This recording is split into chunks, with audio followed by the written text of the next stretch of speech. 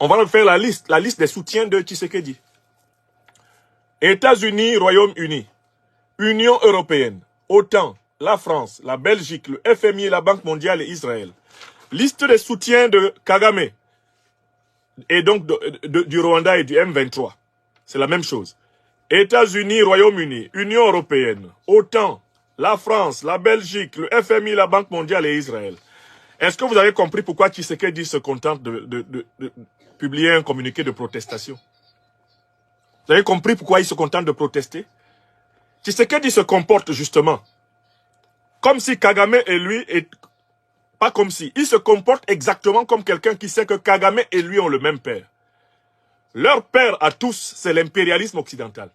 Donc, comme il y a une querelle dans la maison des néocolonisés, des vassaux de l'impérialisme occidental, que sont Kagame et Tshisekedi, Tshisekedi va se plaindre chez les patrons.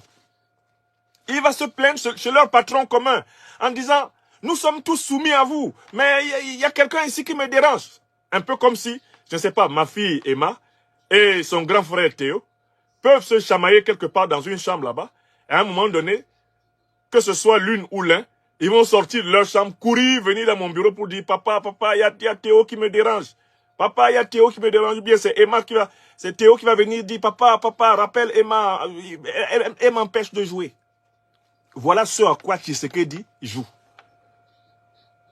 D'accord? Tshisekedi considère l'Union européenne comme son père et sa mère. Kagame considère l'Union européenne comme son père et sa mère. Tshisekedi considère les États-Unis et le Royaume-Uni comme son père et sa mère. C'est la même chose auprès de... La même chose du côté de Kagame. L'OTAN est leur père et leur mère. C'est vrai pour Kagame, c'est vrai pour Tshisekedi. La Belgique est leur père et leur mère. C'est vrai pour Tshisekedi, c'est vrai pour Kagame. Le FMI et la Banque mondiale sont leur père et leur mère. C'est vrai pour Tshisekedi, c'est vrai pour Kagame. Israël est leur père et leur mère. C'est vrai pour Tshisekedi, c'est vrai pour Kagame. Les mercenaires de tous ces pays sont leur père et leur mère. C'est vrai pour l'un et c'est vrai pour l'autre. Vous comprenez pourquoi Tshisekedi se contente d'aller se plaindre chez le père? On m'a tapé, on m'a dérangé, on m'a arraché mon jouet. Papa, il faut le gronder. Il faut le gronder. Il faut lui dire de ne plus toucher à mes jouets. C'est Tshisekedi ça. Et c'est pour ça que je vous dis que ce monsieur, on doit l'appeler le 0 sur 20. Monsieur 0 sur 20 de la République démocratique du Congo. Un dirigeant nullissime. Mais s'il fait cela, c'est parce que c'est un malin qui considère que la politique consiste à s'enrichir avec sa famille, avec ses amis, avec ses copains, le plus longtemps possible et à durer le plus longtemps possible. Voilà pourquoi il commence même à envisager des projets de modification constitutionnelle avec levée de la verrou, du verrou des mandats présidentiels. Il y pense déjà parce que Tshisekedi pour lui, faire de la politique, c'est manger, c'est jouir. Et c'est être caressé dans le sens du poil par les maîtres impérialistes du monde, auxquels il est soumis, sous lesquels il est couché, Tshisekedi. Pour lui, c'est ça la politique. Donc, son intelligence consiste à tout faire pour bénéficier de la clémence, de la bienveillance, pour bénéficier de la bonne compréhension de ses maîtres. Pour lui, toute la politique, c'est cela. Plaire à l'impérialisme anglo-américain, plaire à la France-Afrique, plaire à l'OTAN, plaire à la Belgique, plaire à la France, plaire au FMI, à la Banque mondiale, plaire à Israël. Si Tshisekedi, dans sa journée, a fait plaisir à tout ce monde-là, il dort tranquille. Parce qu'il se dit, ça veut dire, je serai président à vie de la République démocratique du Congo. Je pourrais manger, je pourrais m'empiffrer, et moi et mon clan, nous allons nous constituer une fortune, comme Joseph Désiré Kabila et son clan se sont constitués une fortune.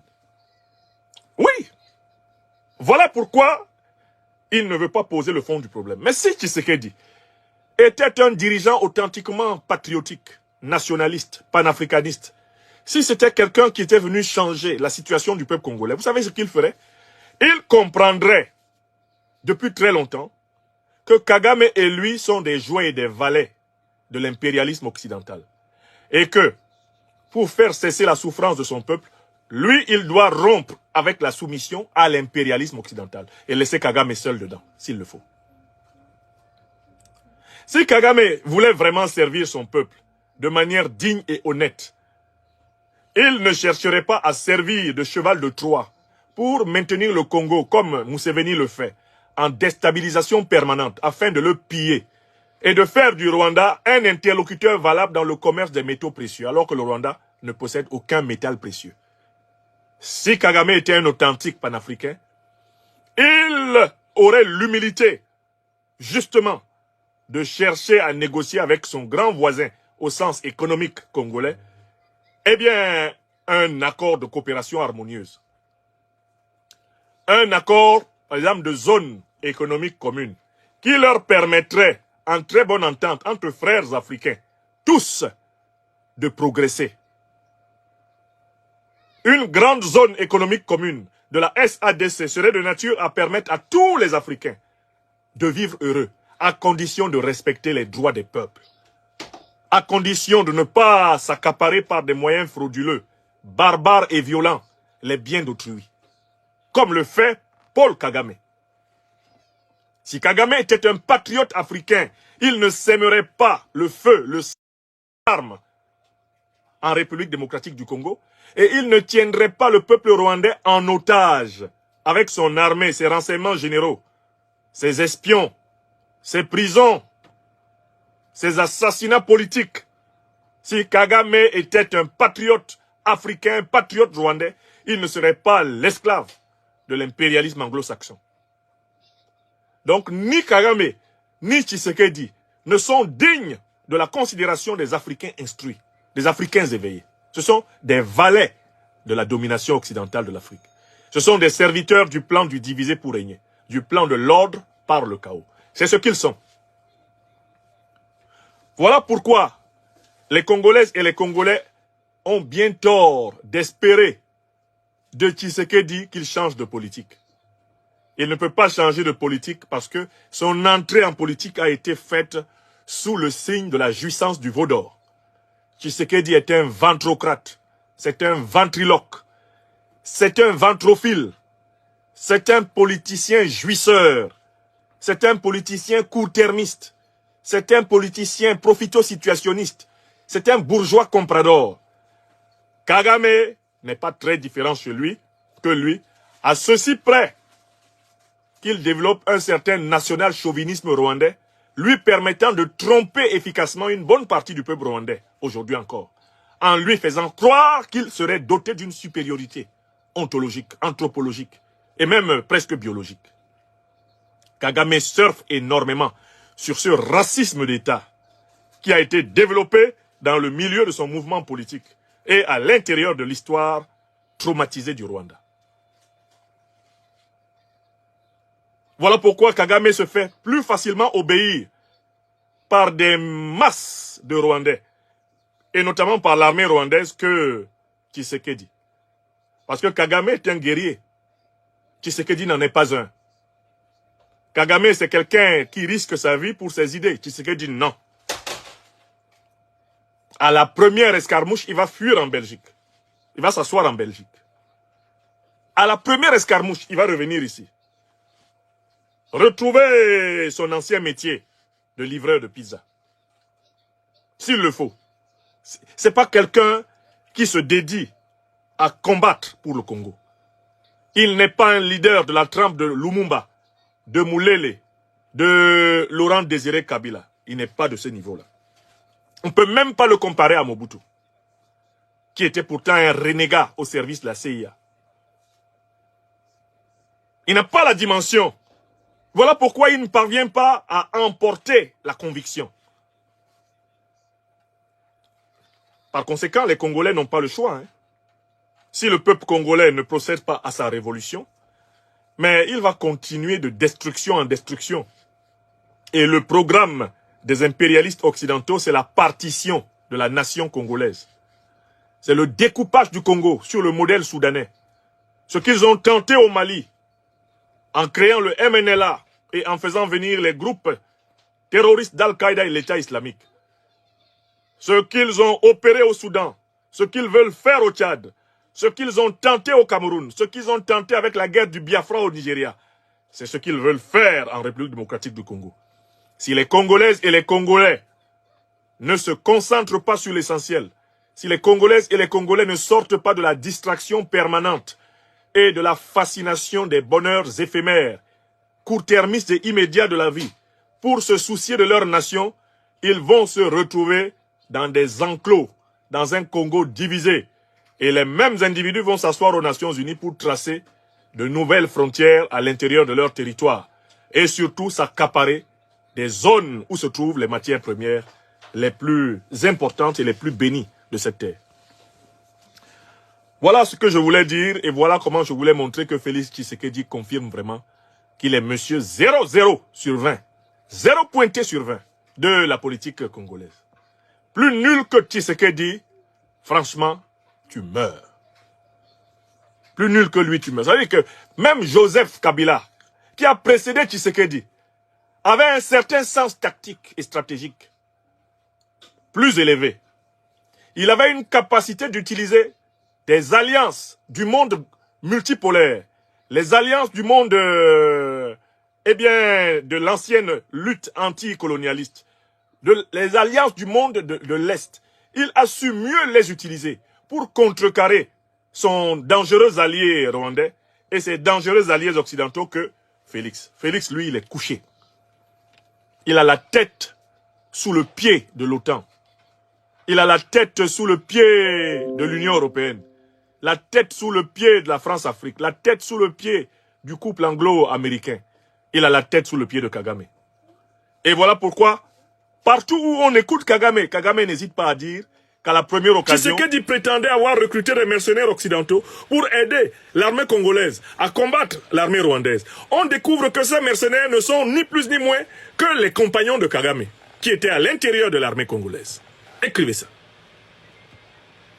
Est-ce que vous comprenez? Est-ce que vous voyez le degré de misère mentale, de misère intellectuelle qui frappe l'élite qui dirige le Congo? Tshisekedi, il a été prévenu plusieurs fois. Vous ne pouvez pas prendre des mercenaires occidentaux pour combattre un État qui a été armé par l'Occident pour vous combattre. Vous ne pouvez pas le faire. Ce n'est pas possible. On l'a expliqué de 1000 façons possibles à Tshisekedi. Il est allé chercher les mercenaires occidentaux pour combattre Kagame, qui est lui-même un mercenaire occidental. Et voilà que les mercenaires se sont rassemblés ensemble. En plein jour, les images que vous voyez là, ce sont les mercenaires payés par Tshisekedi qui ont refusé de combattre, qui se sont rendus côté rwandais pour être en sécurité. Et si vous regardez bien les images, ils sont même souriants. Ils sont souriants. Ces mercenaires sont souriants, ils sont heureux. Ils ont trahi l'armée congolaise. Des soldats congolais sont tombés et eux, ils se mettent au beurre. Ils passent de l'autre côté tranquilles. De toutes les façons, ils n'étaient pas venus mourir, ils étaient venus prendre l'argent du Congo. Alors cela vous permet de faire une différence entre les véritables alliances anticolonialistes et anti-impérialistes qui ont permis à l'Afrique de combattre les puissances coloniales au XXe siècle et les fausses alliances avec des compagnies, de mercenaires comme ceux-ci qui, à la première alerte, sauvent leur peau en partant avec la caisse. Est-ce qu'il vous souvient des événements qui ont eu lieu au nord du Mali au mois de juillet 2024? Qu'est-ce qui s'est passé au nord du Mali en juillet 2024? Vous vous souvenez? Fin juillet 2024, l'armée ukrainienne, en association avec Al-Qaïda, en association avec l'État islamique, en association avec l'armée algérienne, avec la complaisance des aventuriers ambigus du Sénégal qui hébergent l'ambassadeur ukrainien qui était impliqué dans l'opération, ils ont mené une attaque sur Tinzawaten contre l'armée malienne qui était en patrouille avec ses alliés des forces armées russes. Est-ce que les alliés des forces armées russes ont choisi de prendre la poudre d'escampette quand ils ont été attaqués en compagnie de leurs camarades de l'armée malienne? Non. Les alliés des forces armées russes ont combattu et des dizaines de soldats russes sont morts aux côtés de leurs camarades d'armes maliens. Voilà comment, entre l'armée malienne et l'armée russe aujourd'hui, il y a un vrai pacte de sang. Parce que les soldats russes qui viennent combattre aux côtés des soldats africains ne sont pas des lâches qui se barrent quand l'ennemi vient en mettant les Africains devant. Ils se battent à leur côté. Regardez le contre-exemple au Kivu. Tshisekedi paye à prix d'or. Il paye à prix d'or. Ces gaillards que vous avez vus fuir à la frontière rwandaise et être accueillis, caressés par les soldats rwandais. Bichonnés par les soldats rwandais comme des enfants de maternelle qui vont en excursion dans un parc. Et là, vous avez la différence. Quand nous disons un peu partout dans le monde d'arrêter de faire aux Africains le chantage russophobe, c'est parce que nous avons étudié l'histoire. Lorsqu'il a fallu que les pays africains qui étaient sous le joug des puissances coloniales occidentales se battent pour se libérer, des soldats russes sont franchement venus se tenir aux côtés des Africains pour combattre les impérialistes. Les Africains n'ont pas oublié cela. Les Africains n'oublieront jamais le sacrifice de Cuba. Je continuerai à demander à tous les pays africains, dirigés par des authentiques panafricanistes, d'accorder la nationalité cubaine à tout le peuple cubain. Parce que l'armée cubaine est descendue, manu militari en Afrique, se tenir aux côtés des armées d'Angola, du Mozambique, de Guinée-Bissau. Elle s'est tenue aux côtés des armées africaines. Même jusqu'au Congo, les militaires cubains sont venus tenter d'aider Moulele, tenter d'aider les Lumumba, de les organiser. Che Guevara était au Congo. Il était aux côtés des résistants anti-moboutistes au Congo. Voilà des véritables compagnons de lutte anti-impérialiste et anticolonialiste. Rien à voir avec la coopération militaire frelatée qui consiste à toujours mettre les Africains devant et à attendre derrière pour récupérer la gloire et dire qu'on s'est libéré. Alors que c'est la chair à canon africaine qui était devant. Vous avez vu? Ces mercenaires payés par Tshisekedi avaient une occasion extraordinaire pour montrer leur loyauté et leur engagement, leur fidélité à leurs paroles. Comment peut-on imaginer que 4000 militaires rwandais réussissent à submerger une armée congolaise dans laquelle on compte au moins plus de 1000 à 1500 mercenaires, lesquels ont été projetés longtemps avant dans la région du Kivu avec la mission de combattre et d'aider l'armée à combattre. Félix Tshisekedi a-t-il fini de nier les faits, de nier la réalité? A-t-il fini de tourner autour du pot? Ne voit-il pas à quel point son intelligence et sa lâcheté sont maintenant étalées? Son inintelligence et sa lâcheté sont étalées à la face du monde. Tshisekedi ne voit-il pas cela? Donc voilà une leçon. Les véritables alliances qui libèrent sont les alliances sur la base d'une unité idéologique. Quand vous n'avez pas une unité de pensée avec une puissance, par rapport à l'ordre du monde, n'acceptez pas son aide militaire. On ne peut pas accepter l'aide militaire d'une puissance qui finance les terroristes pour venir nous aider à combattre le terrorisme. C'est une incongruité. Et c'est ce que Tshisekedi fait. Les militaires là viennent de pays qui financent le Rwanda. Ils viennent de pays de l'Union européenne qui financent le Rwanda, les mercenaires. Mais comment tu peux penser que ces gens-là vont venir risquer leur vie pour combattre un pays qui pille le Congo pour leur pays? Hein? Réfléchissons. Tshisekedi pensait vraiment que ces hommes-là, qui ont des biscottos comme ça, parce que quand ils vont à la salle de sport, ils soulèvent des haltères, ils soulèvent des poids, ils font tout pour que leurs muscles soient saillants, ils mettent des tatouages effrayants. Ils pensaient que ces gars-là viennent en Afrique dans l'espoir de mourir, en acceptant le risque de mourir en Afrique. Ils ne veulent pas mourir en Afrique. Ils veulent prendre le maximum d'argent en Afrique et rentrer faire la Dolce Vita en Europe. Oui!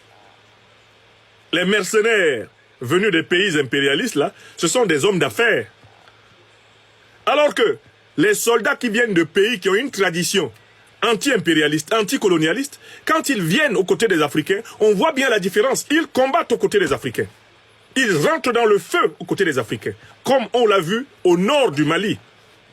Lorsque l'armée malienne et ses alliés russes sont tombés dans un traquenard tendu par les Ukrainiens, Al-Qaïda, l'État islamique, les Algériens et tous leurs proxys de la CEDEAO. Mesdames et messieurs, merci d'avoir suivi cette vidéo jusqu'à la fin. J'espère que les analyses et les décryptages du docteur des preuves Franklin Nyamsi est passé et que vous avez saisi l'essentiel. Alors, il n'y a plus grand chose à dire après le professeur. Vraiment, il est clair, net, limpide. Si vous êtes nouveau ou nouvelle sur nos chaînes, n'oubliez pas de vous abonner, liker la vidéo, partager au max. On est ensemble pour une autre vidéo.